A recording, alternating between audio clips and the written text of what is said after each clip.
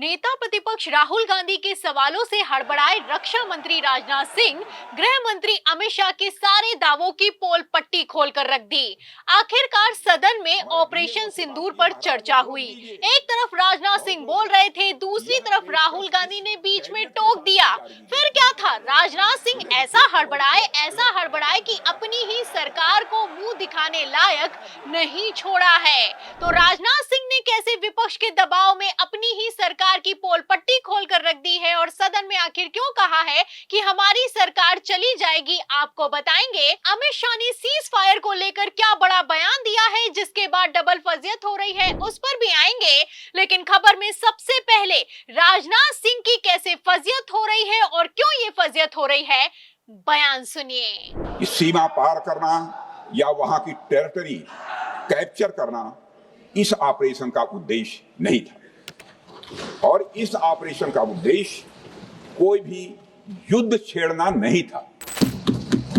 इसलिए यह कहना, यह मानना कि यह ऑपरेशन किसी दबाव में रोका गया था, यह बेबुनियाद है और सरासर गलत है। तो एक तरफ गृह मंत्री अमित शाह ने जम्मू कश्मीर जाकर चुनाव प्रचार के दौरान भरे मन से खड़े होकर वादा किया कि 2024 में हमारी सरकार आई तो हम पीओके वापस छीन लेंगे। लेकिन दूसरी तरफ रक्षा मंत्री राजनाथ सिंह सदन में खड़े होकर कहते हैं कि ऑपरेशन सिंदूर का उद्देश्य युद्ध छेड़ना नहीं था, टेरिटरी को कैप्चर करना नहीं था। खेल समझिए, एक तरफ कहते हैं कि पाकिस्तान हमारे सामने युद्ध रोकने के लिए गिड़गिड़ा रहा था, हमने किसी दबाव में आकर सीज फायर नहीं किया।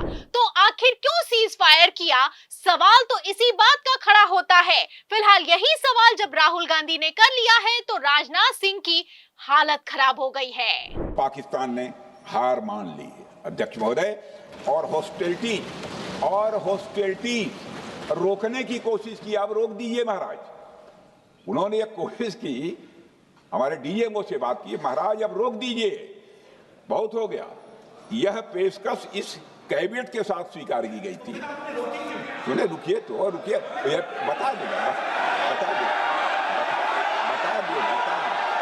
बता दो।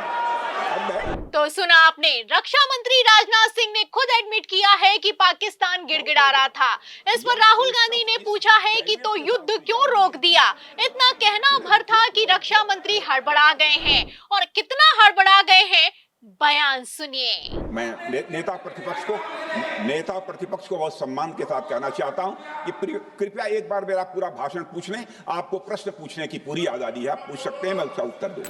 अध्यक्ष महोदय, मैं विपक्ष के अपने सम्मानित साथियों से कहना चाहता हूं कि यदि आज हम लोग सत्ता पक्ष में हैं तो ऐसा नहीं है कि हम हमेशा सत्ता पक्ष में ही रहेंगे।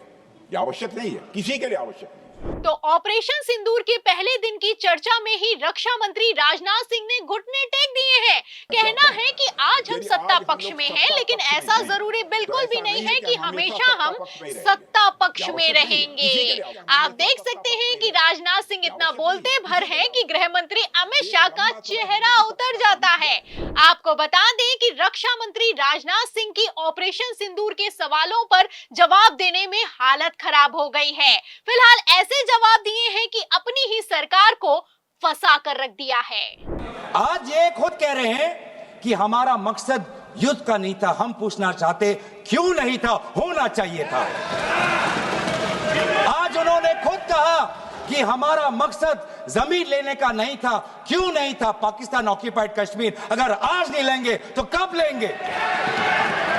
तो एक तरफ राजनाथ सिंह बोले हैं, दूसरी तरफ कांग्रेस सांसद गौरव गोगोई ने कमान संभाली है, और गौरव गोगोई के सवालों के आगे गृह मंत्री अमित शाह की हालत खराब हो गई है। बेचारे मुंह छुपाने को मजबूर दिखाई दे रहे हैं।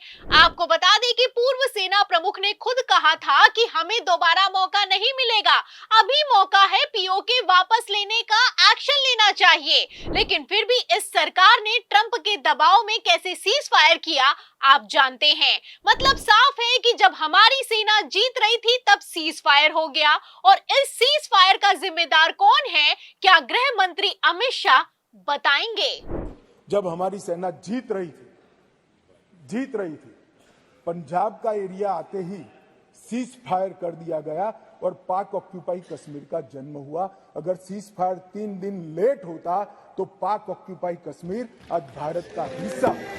तो क्रोनोलॉजी समझिए। एक तरफ राजनाथ सिंह सदन में खड़े होकर कहते हैं कि हम तो ऑपरेशन सिंदूर के जरिए युद्ध करने नहीं गए थे।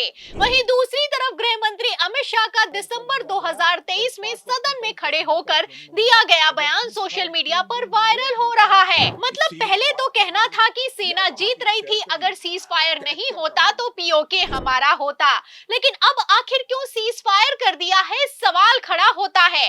फिलहाल मैं आपको बता दूं कि अब तो मोदी सरकार के पास मौका भी था और 56 इंच की सरकार भी थी, लेकिन फिर भी गृह मंत्री अमित शाह भाग खड़े हुए। पीओके वापस छीनना तो दूर की बात है, अब कोई जिम्मेदारी तक लेने के लिए तैयार नहीं है। उल्टा बयान ये दिया जा रहा है कि हम तो टेरिटरी को कैप्चर करने नहीं गए थे, हम युद्ध करने नहीं गए थे, हम ये करने नहीं गए थे, हमने किसी दबाव में सीज फायर नहीं किया, हमको कोई नुकसान नहीं हुआ। तो हुआ क्या है ऑपरेशन सिंदूर में, और ऑपरेशन सिंदूर से देश को हासिल क्या हुआ है, सवाल तो इस बात का खड़ा होता है। फिलहाल मैं आपको बता दूं कि अभी तो राहुल गांधी के सिपाही गौरव गोगोई बोले हैं तो इतनी हालत खराब हो गई है। राहुल गांधी ने एक सवाल किया है तो रक्षा मंत्री राजनाथ सिंह हड़बड़ा रहे हैं। ऐसे हालातों में जब राहुल गांधी सदन में बोलेंगे और ऑपरेशन सिंदूर पर गृह मंत्री अमित शाह समेत प्रधानमंत्री नरेंद्र मोदी से सवाल करेंगे तो क्या होने वाला है आप समझ सकते हैं।